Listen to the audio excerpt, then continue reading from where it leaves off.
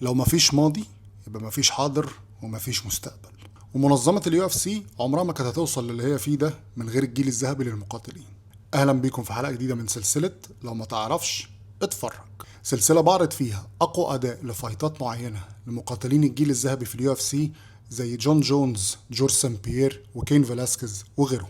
النهاردة انا هتكلم على مقاتل استثنائي، مقاتل ما كانش عادي بالمرة، واحد من افضل لعيبه الام ام اي اللي جم في التاريخ، ومن اكتر الفايترز المفضلين بالنسبه لي انا شخصيا، وهو اندرسون ذا سبايدر سيلفا. اندرسون سيلفا المقاتل البرازيلي، الجيل الجديد يمكن ما شافش منه غير اخر ايامه، وانا بعترف كواحد من اشد المعجبين بالمقاتل ده ان هو اتاخر جدا في الاعتزال. لعب فايتات كتير في الاخر ملهاش لازمه، وممكن تكون الفايتات الاخيره دي شوهت من تاريخه شويه. فطبعا بناء على اخر فايتات ليه بالنسبه للجيل الجديد، اندرسون سيلفا ما هوش مقاتل استثنائي ولا حاجه يعني، لكن اندرسون سيلفا في عزه ما كانش بني ادم.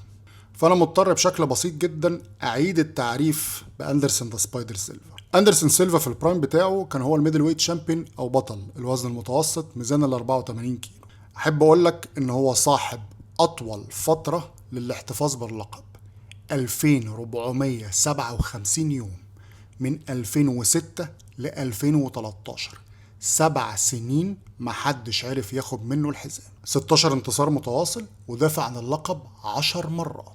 من اشهر ماتشاته في الوزن المتوسط كان في فتره العداوه ما بينه وما بين تشيل سونن، لكن قبل تشيل سونن ما كانش في حد خالص في الوزن المتوسط بيقدم تهديد او حتى تحدي بالنسبه لاندرسون سيلفا، لدرجه ان اندرسون سيلفا في ماتشات الدفاع عن الحزام كان بيطلع يهزر على اللعيبه اللي قصاده. الموضوع ده ما كانش عاجب لا الجماهير ولا اليو اف سي نهائي، وكان ساعتها في الفتره دي الماتش اللي هو حط عليه الانظار بشكل سلبي كبير جدا كان الماتش ما بينه وما بين لاعب اسمه تاليس ليتس. كان ماتش على الحزام، واندرسون سيلفا كان طالع يهزر، وكان عنده فرص كتير ان هو يخلص الماتش، لكن ما كانش بيرضى يخلص الماتش، فابتدى يبقى مكروه من اليو اف سي ومن الجماهير. وتيجي هنا قصه الماتش اللي انا عايز اتكلم عليه النهارده. الماتش ده كان ما بين اندرسون سيلفا وفورست جريفن. قبل ما ابتدي اتكلم عن الماتش هتكلم شويه عن فورست جريفن وهو مين وظروفه كانت ايه قبل الماتش ده. اولا فورست جريفن من اقدم اللعيبه اللي كانت موجوده في اليو اف سي، وهو كان اول واحد يكسب لقب الالتيميت فايتر بعد ما كسب التيميت فايتر سيزون 1 في الفينالي في الحرب اللي قامت ما بينه وما بين ستيفن بونر. فورست جريفن بعد ما كسب الالتيميت فايتر لعب ماتشات كتير جدا في اللايت هيفي ويت ديفيجن او في وزن الخفيف التقيل ميزان ال 93 كيلو. كسب ماتشات وخسر ماتشات، وقدر ان هو ياخد اللقب بتاع اللايت هيفي ويت ديفيجن. ساعتها خد اللقب من كوينتن رامبيج جاكسون في مفاجأة، وكان محدش متوقع تماما ان فورست جريفن هيكسب رامبيج جاكسون، لكن بعدها على طول ما قدرش ان هو يدافع عن اللقب وخسر الحزام في ماتش ضد راشاد ايفنز. نرجع بقى للماتش بتاع اندرسون سيلفا وفورست جريفن.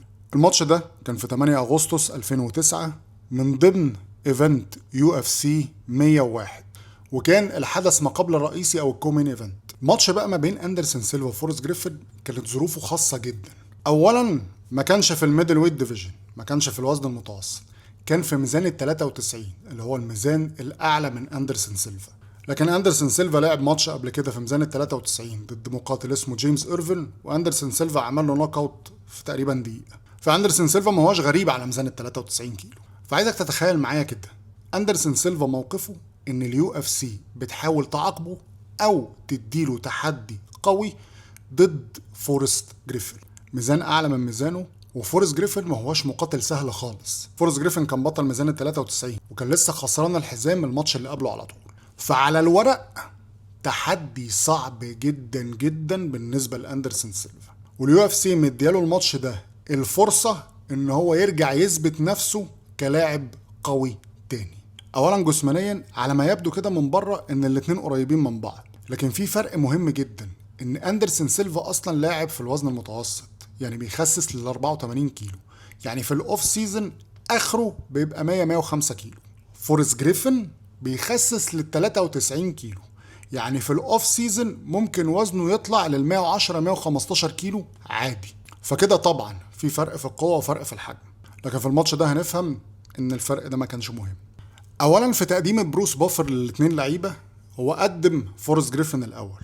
فورست جريفن كان واضح عليه ان هو متوتر جدا، وانا ملوموش، أندرسون سيلفا كان بيكسب خصومه من قبل ما يخشوا القفص معاه. أندرسون سيلفا كان هادي جدا، لكن هو اتفاجئ من رد فعل الجماهير لما اتقال اسمه. الجماهير بدأت بصيحات الاستهجان أول لما أندرسون سيلفا اتقال اسمه، لكن ده ما يهزش واحد زي أندرسون سيلفا نهائي. ونبدأ راوند 1. طبعا في ماتش مهم زي ده أول دقيقة دي بتبقى الجس النبض، الاتنين بيحاولوا يشوفوا طريقة لعب بعض، بيحاولوا يقيسوا مسافة بعض، يشوفوا الرياكشنات هتبقى عاملة ازاي.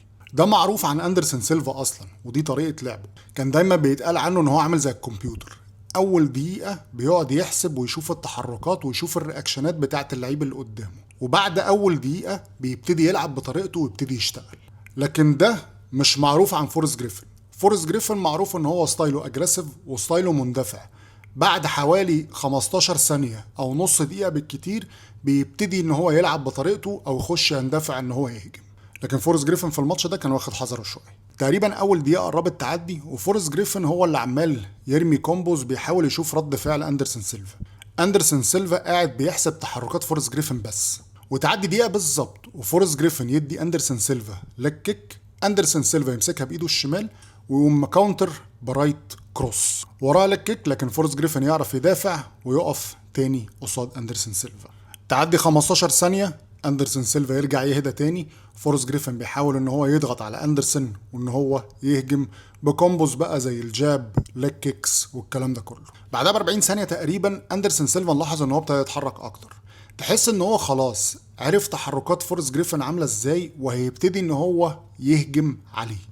اول هجوم واضح لاندرسون سيلفا كان كاونتر، ان هو كاونتر الجاب يفوتها وبعدين يطلع برايت هوك خفيفة كده عشان يشوف فورست جريفن هيتعامل معاها ازاي. بعدها تقريبا بخمس ثواني أندرسون سيلفا يخش يهجم على فورست جريفن بكومبو يرجع فورست جريفن لورا، بعدها بنفس الطريقه بالظبط يسليب الجاب ويطلع برايت هوك يوقع فيها فورست جريفن. هنا يبدا التوتر، يبتدي الضغط يبان على فورست جريفن جدا. أندرسون سيلفا كده عرف ان هو حطه في الجيم بتاعه، لكن فورست جريفن ما بيستسلمش. فورست جريفن عمال يهجم على أندرسون سيلفا، لكن أندرسون سيلفا نفس الطريقه يسليب ويطلع بهوك يا يمين يا شمال. أندرسون هنا وهو بيلعب تحسه خلاص هو عارف فورست جريفن هيعمل ايه قبل ما يعمله. بعد كده أندرسون سيلفا يهجم على فورست جريفن بليفت ستريت، يخش بعدها مع فورست جريفن في الكلينش، وأندرسون سيلفا متخصص في الكلينش يضربه ني، بعد كده ابر كات لكن فورست جريفن يبعد. وهنا كان أندرسون سيلفا خلاص في مود ان هو يخلص عليه، كان عمال يقول للفورست جريفن خش اهجم عليا، ومتحمس جدا لان هم كانوا اليو اف سي قالوا له ان هو ده اللي انت المفروض تلعبه عشان تثبت ان انت لعيب جامد تاني. أندرسون سيلفا يضغط ضغط غير طبيعي على فورست جريفن، وفورست جريفن عمال يرجع وتحسه مش عارف يعمل ايه. فأندرسون سيلفا عشان يخلي فورست جريفن يهجم راح منزل ايده، يقوم أندرسون ضربه بستريت ليفت ويسليب الجاب ويقف قدامه تاني. وأندرسون هنا في اللقطة دي يدي ماستر كلاس للكاونتر سترايكنج، ازاي تضرب وتدافع في نفس الوقت وتوقع خصمك. أندرسون يضرب فور ستريت ليفت، بعدها يسليب جاب رايت هوك في ليفت هوك ويرجع يضربه نفس الستريت ليفت تاني يوقعه. بجد عبقريه في الاداء، وتحس ان هو بيعلم فورست جريفن السترايكنج اصلا. بعد ما يوقع فورست جريفن يقفل عليه مسافته ويبتدي يهجم عليه بشويه جراوند اند باوند، لكن أندرسون يرجع خطوتين لورا ويخلي فورست جريفن يقوم، ومش بس كده بيمدله ايده عشان يساعده يقوم. مفيش حد في الدنيا بيعمل كده في ماتش زي ده. المهم فورست جريفن يقوم ويكملوا لعب تاني. فورست هنا ما عندوش حاجه يخسرها، هو خلاص بيهجم بكل اللي عنده عشان هو اوريدي اصلا اتهزق، لكن كل ما يهجم أندرسون يكاونتر بس كاونترات خفيفه. فورست عمال يضرب، أندرسون عمال يسليب ويدافع، ولسه مفيش كاونتر سترايكنج اوت، وفجاه فورست جريفن يهجم على أندرسون سيلفا بكل قوته، ليفت ستريت في رايت ستريت، في محاوله ان هو يضرب أندرسون سيلفا. لكن أندرسون بيرجع لورا ويدوب بيحرك دماغه بس بره الرينج بتاع ضربة فورست جريفن، ويلبسه ستريت رايت وهو راجع لورا في وسط الكومبو بتاع فورست جريفن، وفورست جريفن يقع نوك اوت.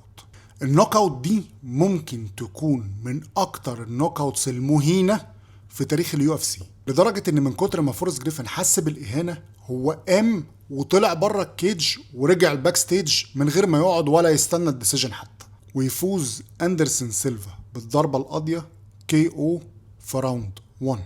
انا فاكر لما كنت بتفرج على الفايت ده لايف انا بجد ما كنتش مصدق اللي بيحصل. ايه ده، في ايه؟ ليه تعمل كده اصلا؟ انت بطل الوزن المتوسط بتلعب الميزان اللي اعلى منك مع واحد لسه خسران الحزام، يعني ده يمثل اعلى مستوى في الميزان اللي فوقيك. تعمل فيه كده يا اخي؟ حرام عليك والله. ماستر كلاس في الكاونتر سترايكنج. اندرسون سيلفا بيعمل تحفة فنية في الماتش ده مش مجرد اداء. اندرسون سيلفا بعدها في الميدل ويت كان عنده اداءات كتير جدا قوية، لكن ما كانش فيه اداء بالقوة دي بالذات مع ظروف الماتش ده. وعشان كده اندرسون سيلفا كان من اقوى مقاتلين الجيل الذهبي ومن اقوى المقاتلين اللي جم في تاريخ الامامي. فلازم نحيي ونقدر عبقرية اندرسون ذا سبايدر سيلفا. لو عجبك الفيديو لايك وشير وسبسكرايب، واستنوني في الحلقة الجاية من سلسلة لو ما تعرفش اتفرج. سلام.